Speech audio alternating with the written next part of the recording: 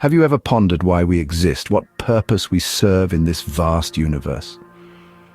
This is the question that once consumed a young prince named Siddhartha Gautama, who was born into the opulence of royalty in ancient India.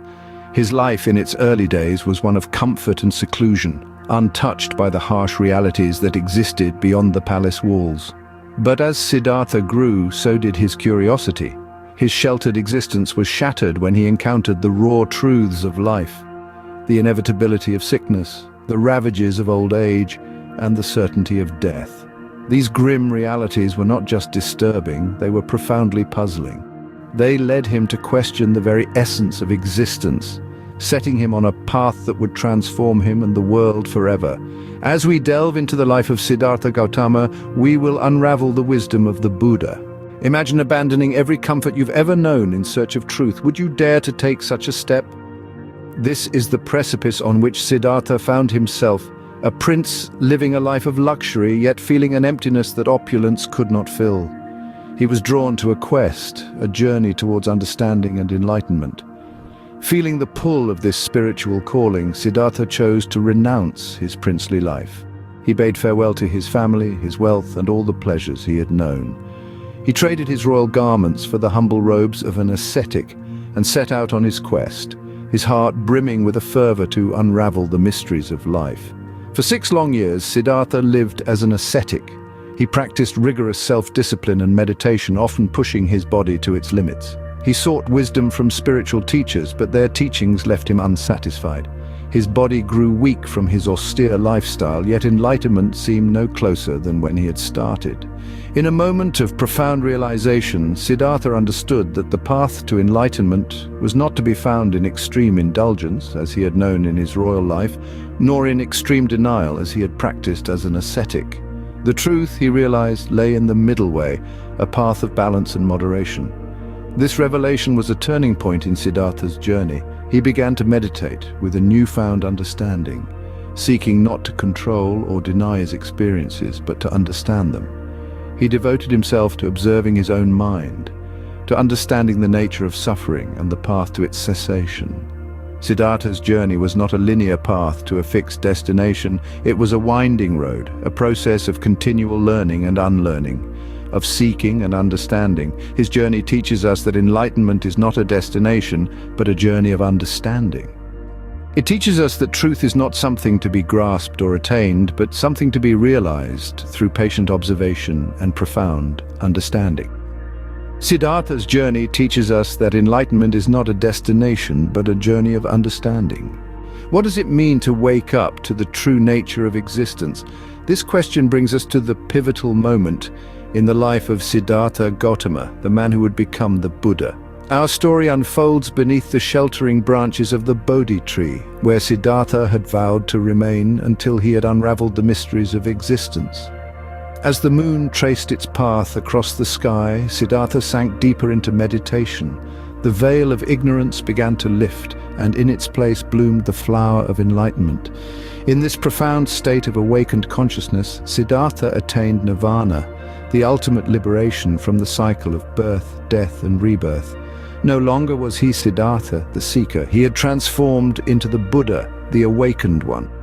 In this moment of profound awakening, Buddha gained insights into the nature of suffering, the causes of suffering, and the path to end suffering. These insights crystallized into the 4 noble truths, the cornerstone of Buddhist philosophy. The first noble truth, dukkha, acknowledges the pervasive nature of suffering in life. The second, samudaya, identifies the cause of this suffering as our desires and attachments.